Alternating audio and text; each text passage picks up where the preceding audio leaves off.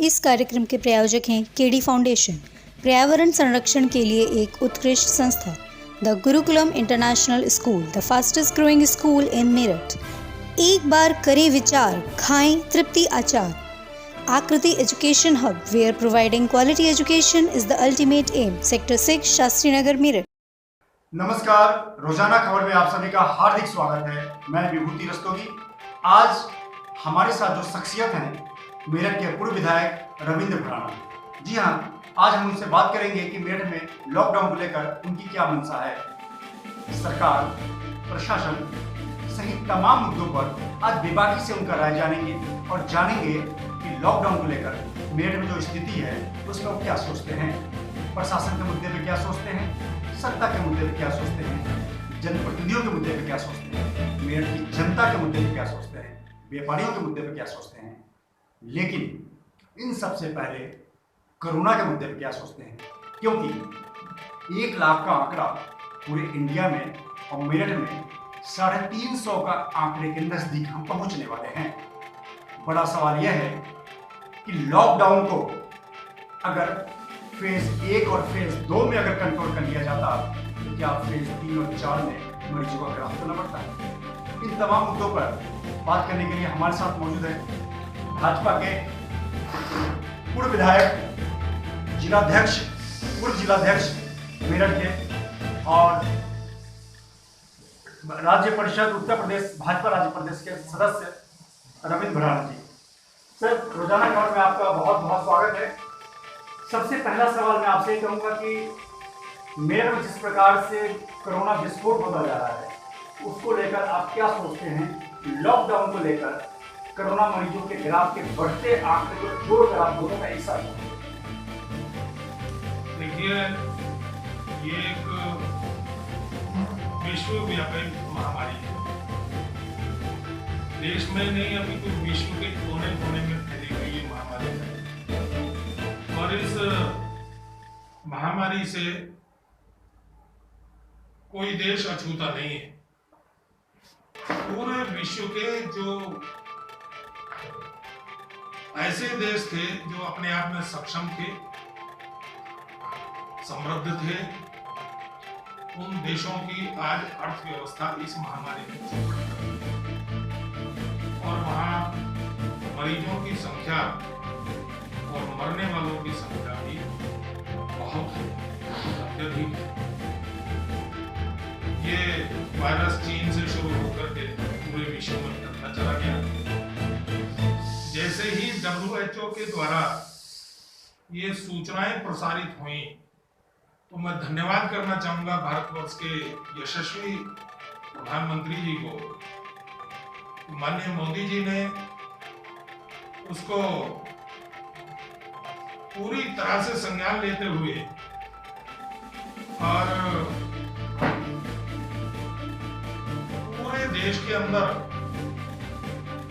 अपने सभी मुख्यमंत्रियों से, अपने सभी सहयोगी साथियों से, कैबिनेट से विचार विमर्श करने के उपरांत तत्परता से लॉकडाउन का ऐलान किया और ये एक ऐसा तरीका था कि जो भारत देश विकासशील देश होने के साथ साथ जो बहुत ज्यादा फैला हुआ भी है, जनसंख्या भी लगभग 135 करोड़ के आसपास है, उसके उपरांत भी उस सब बीमारी और महामारी को थामने हेतु, उसके उपचार हेतु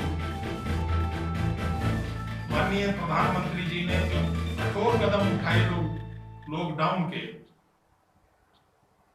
उससे कुछ परेशानियां तो जनता को हुई, लेकिन जिस स्पीड से कोरोना दौड़ता चला जा रहा था वो चैन तोड़ने में भारतवर्ष कामयाब रहा। सर, एक सवाल यह है कि जिस तरीके से मेरठ में लॉकडाउन का फेज 1 और फेज 2 गुजरा, नवी मंडी कोरोना मंडी के रूप में सामने आया और जिला आबादी जो लापरवाही वाला किया गया कि चेन से खुला बढ़ती गई और 3 और 4 मरीजों का विस्फोट कर दिया गया। तो क्या आपके जहन में है कि कुछ कड़ाई अब हो जाए या पहले हो जाए? देखिए, जो जो समय समय पर सरकारों के द्वारा निर्णय लिए गए हैं वो बिल्कुल उचित निर्णय रहे। आप मेरठ को अलग से नहीं देख सकते। मेरठ की परिस्थितियों को आपको देखना पड़ेगा, मेरठ की भौगोलिक स्थिति को आपको देखना पड़ेगा। मेरठ राष्ट्रीय राजधानी क्षेत्र का एक हिस्सा है और बिल्कुल दिल्ली के करीब है, जैसे नोएडा करीब है। इसी प्रकार से जैसे आगरा में मरीज बढ़े तो वो एक ऐसा विश्व का सेंटर है जहां बाहर से दूसरे देशों से भी आते हैं। मेरठ में ये जो जमातियों की संख्या दिल्ली के कारण एकदम से वहां से छूटते ही मरकज से और बढ़ी और इधर उधर लोग दौड़ना शुरू हुए। यही तो सवाल करना चाह रहा हूँ, मैं यही सवाल करना चाह रहा हूँ कि क्या जब जमातियों का विस्फोट होना शुरू हुआ वो पूरे इंडिया में फैले, मेरठ में फैले, तभी अगर कंप्लीट 15 दिन का कर्फ्यू वाला लॉकडाउन हो जाता तो वो जमाती बहुत लोगों से नहीं हो पाता। नहीं हुआ। आप किसी भी व्यक्ति को एकदम गेट के अंदर बंद कर दें, ये चीज एकदम से संभव नहीं। लेकिन लॉकडाउन के नियमों का पालन करते हुए उत्तर प्रदेश सरकार ने, उत्तर प्रदेश शासन ने और मेरठ के पुलिस और प्रशासन ने बड़ी सख्ती के साथ काम लिया और जहां जहां लॉकडाउन तोड़ने का कुछ प्रयास भी किया लोगों ने, सख्ती से पालन तो सख्ती से उसका पालन हुआ और उन पर मुकदमे भी दर्ज हुए और लोगों को चाहे समझाने के बाद भी अगर नहीं माने तो चाहे पिटाई करनी पड़ी, डंडा चलाना पड़ा, लेकिन लॉकडाउन का पालन दंड भेद का सिद्धांत अपनाया गया। और सबसे बड़ी बात है कि एक सवाल और इससे जुड़ा हुआ है, क्या आप लॉकडाउन सेटिस्फाइड हैं या आपके जेहन में कुछ परामर्श है प्रशासन एज अ पॉलिटिकल लीडर को क्या बहुत अनुभवी और बहुत भ्रष्ट है? देखिए, ये जो कोरोना योद्धा है पूरे देश भर के अंदर जिस प्रकार से लगे ऐसे ही प्रदेश में लगे और प्रदेश के साथ ऐसे ही मेरठ में लगे। हम उनको धन्यवाद देना चाहते हैं कि चाहे वो डॉक्टर्स की टीम हो, चाहे पुलिस के एक छोटे सिपाही से लेकर के आईजी और एडीजी तक हो, मैं उन सबका धन्यवाद करना चाहूंगा कि पुलिस और प्रशासन की टीम हमेशा मेरठ की सड़कों पर रही और पूरी तरह से जनता का सहयोग करते हुए, लोगों को समझाते हुए लॉकडाउन के पालन कराने में और मरीजों को ढूंढ करके जो चिकित्सा के अधिकारी थे उनको भर्ती कराने में वो सारे लोग लगे। लॉकडाउन को लेके क्या सोचना है? लॉकडाउन की सख्ताई और जैसे चल रहा है आप इससे देखिए, पूरे देश में लॉकडाउन की जो स्थिति रही है, अब चौथे चरण में कुछ छूट देनी शुरू हुई है। ये तो समझना पड़ेगा, जैसा माननीय देश के प्रधानमंत्री जी ने कहा है कि लॉकडाउन भी चलेगा और डिस्टेंस मेंटेन, ये जो महामारी है कोरोना, इसके साथ में जीना सीखना होगा। तो ये बीमारी एकदम से समाप्त हो जाने वाली नहीं है, इसलिए डिस्टेंस बना करके सुरक्षा के उपाय बनाते हुए हर व्यक्ति को निकलना पड़ेगा, अपना काम करना पड़ेगा। बिल्कुल। जिस तरह से आपने देखा कि इनका साफ कहना है कि लॉकडाउन के जो तय पैमाने हैं, देश के पैमाने हैं, सरकार के निर्देश हैं, मोदी सरकार के तमाम पैमानों देखते हुए मेरठ भी उसी पैमाने को फॉलो कर रहा है। मेरठ में कुछ नया करने की जरूरत अभी नहीं है। सर, दो सवाल और आपसे। अभी जिस प्रकार से मेडिकल में लापरवाही का मामला सामने आया था, 50 को उठाया गया, उस बारे में आपका क्या सोचना है? देखिए, लापरवाहियां जिस प्रकार से वीडियोस वायरल हुई, लगता है कि कुछ इस तरह पे लापरवाहियां तो हुई, लेकिन सरकार ने कठोरता के साथ कदम उठाए हैं और बिना समय गंवाए हर चीजें उन्होंने जनता के और उन सुख सुविधाओं के लिए, जनता की फैसिलिटी देने के लिए वो सब चीजें की हैं जो वो कर सकते थे।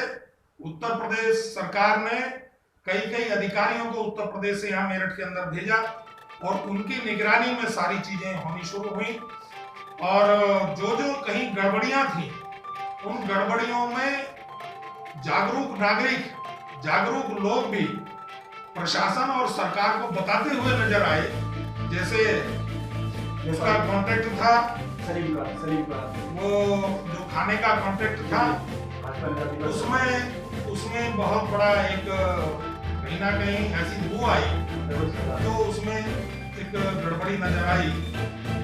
प्रशासन ने भी उस पर संज्ञान लिया है और शासन ने भी संज्ञान लिया, उसकी जांच हो रही है। तो आगे से ऐसी चीजें संभव नहीं होंगी, लेकिन मैं बार बार ये कहना चाहता हूँ कि जिस प्रकार से मरीज बढ़े हैं मेरठ के लिए जो स्थिति है, वो जो लोग जमाती लोग जो मेरठ में आए थे, जमातियों की जो चेन बढ़नी शुरू हुई, उनके संपर्क में आने वाले लोग चाहे मंडी वाले लोग थे, चाहे सदर दाल मंडी वाले लोग थे। नवीन मंडी को भी लॉकडाउन में एक लापरवाही का अड्डा बनाना ही नुकसानदायक है। सब लोगों को डिस्टेंस मेंटेन नहीं किया गया, प्रशासन की टीम वहाँ नहीं रही, सब चिपकते गए आपस में, और एक आड़ती वहाँ पे रमेश चंद जी को हुआ, तमाम चीज श्री राम पैलेस वालों को। एक आखिरी सवाल आपसे, देखिए इस चीज में मैं बताना चाहूंगा, ये सुझाव भी हो सकता है, आप किसी भी चीज को, किसी भी बाजार को बहुत कम समय के लिए खोलेंगे तो एकदम से शहर की भीड़ वहां बढ़ेगी। बिल्कुल आप ये सोचें कि मंडी को हम कम समय के लिए खोलेंगे तो भीड़ घट जाएगी, घटेगी नहीं और ज्यादा बढ़ेगी। आप मंडी का समय बढ़ा दीजिए, किसान को आने का समय निश्चित करिए, व्यापारी को आने का समय निश्चित करिए, और इस लॉकडाउन के कारण से मेरठ का व्यापार ठप नहीं किया जा सकता। व्यापारी को उसकी कमर नहीं तोड़ी जा सकती, उसको भी जिंदा रखना पड़ेगा, व्यापार भी जिंदा रखना पड़ेगा, सारे काम करने पड़ेंगे। आज किसान का माल खेतों में सड़ जाने की स्थिति है, क्यों? दूरदर्शिता के कारण। देखिए मंडी में भीड़ तो होती, किसान आएगा अपना सामान लाएगा, जो थोक के खरीदार होंगे वो खरीद करने के लिए आए। कि किसानों के आवक को पहले किया जाता, उसके बाद उनको जब वापस चले जाते तो ग्राहकों के लिए समय निर्धारित किया जाता। कहीं ना कहीं एक तो समय वाली टाइम टेबल को लेकर, देखिए टाइम टेबल जो हमने घटाने का प्रयास किया, उसे क्या होगा, शायद वो एक उसका उल्टा हो गया। और जो फल मंडी शुरुआत में हटाने की बात थी बराबर में रामलीला मैदान, उसको हम नहीं करते। फल मंडी को ही हमें शिफ्ट कर देना चाहिए था वहीं बराबर। यही कहीं न कहीं उससे लोगों की भीड़ कम होती। और दूरदर्शिता की वजह से या समझे लैक ऑफ प्रोसेस की वजह से कुछ लापरवाही, दूरदर्शिता भी नहीं है। देखिए हमारे अधिकारी सब सक्षम हैं, सरकार एक एक चीज पे निगाह बनाए हुए है, हम केवल सोच रहे हैं, विचार कर रहे हैं, ये हमारा व्यक्तिगत मत है। लेकिन सरकार में बैठे लोग, मिनिस्टर्स लोग, माननीय मुख्यमंत्री गण, वो बैठ करके जो विचार कर रहे हैं वो जनता के हित में ही विचार। अब जिस प्रकार से मजदूरों को यहाँ से भेजने का विषय हुआ, शायद पूरे देश भर के किसी प्रांत में इतने मजदूरों को अपने घरों पर नहीं ले जाए। तो सरकार में माननीय मुख्यमंत्री जी को धन्यवाद देना चाहूंगा आपकी इस चैनल के माध्यम से, कि माननीय मुख्यमंत्री जी ने उत्तर प्रदेश के कामगारों को जो जहां जहां जाना चाहते थे अपने घरों पर, वहां भेजने का काम किया है, उनको बसें लगा करके, ट्रेन लगा। बिल्कुल पूरे देश में ये एक उदाहरण है। और मैं धन्यवाद भी करना चाहूंगा कि जहां जहां ऐसे मजदूर इकट्ठे हुए, उन मजदूरों को भोजन देने का काम सामाजिक संस्थाएं, राष्ट्रीय स्वयंसेवक संघ के स्वयंसेवक, अनेक सारी संस्थाएं मेरठ में खुले रूप से, खुले दिल से दान देने के लिए, देने के लिए पूरी तरह से तत्पर। आखिरी सवाल आपसे पूछना चाहता हूँ, मेरठ को लेकर आप क्या सोचते हैं? बेहद संक्षिप्त कुछ शब्दों में बताइए कि अब मरीजों का ग्राफ बहुत तेजी से बढ़ रहा है, मौत का ग्राफ भी बढ़ रहा है। तो लॉकडाउन को लेकर कुछ लोग भाजपा के अंदर भी, जनप्रतिनिधि भी सख्त लॉकडाउन की मांग कर रहे हैं, जनता भी कर्फ्यू की मांग कर रही है। ऐसे में आपका बहुत संक्षिप्त में कि what do you think about the lockdown of Meerut? देखिए लॉकडाउन संपूर्ण समस्या का इलाज नहीं, संपूर्ण समस्या का इलाज है हमारी जागरूकता, और उस जागरूकता के माध्यम से हमें इसको कोरोना को हराना है। कोरोना से लड़ना है, हराना है, लेकिन डरना नहीं। बिल्कुल। तो जिस तरीके से आपने देखा कि हमारे साथ भारतीय जनता पार्टी के कद्दावर नेता, मेरठ जिले के पूर्व जिलाध्यक्ष, पूर्व विधायक रविंद्र भराना जी थे। उन्होंने बहुत ही बेबाकी के साथ कहा कि लॉकडाउन, कंप्लीट कर्फ्यू किसी भी समस्या का समाधान नहीं है। अगर आप जागरूक हैं तो फिर आप अपने कदम घर में क्यों नहीं करते? आप उस समय का पालन क्यों नहीं करते?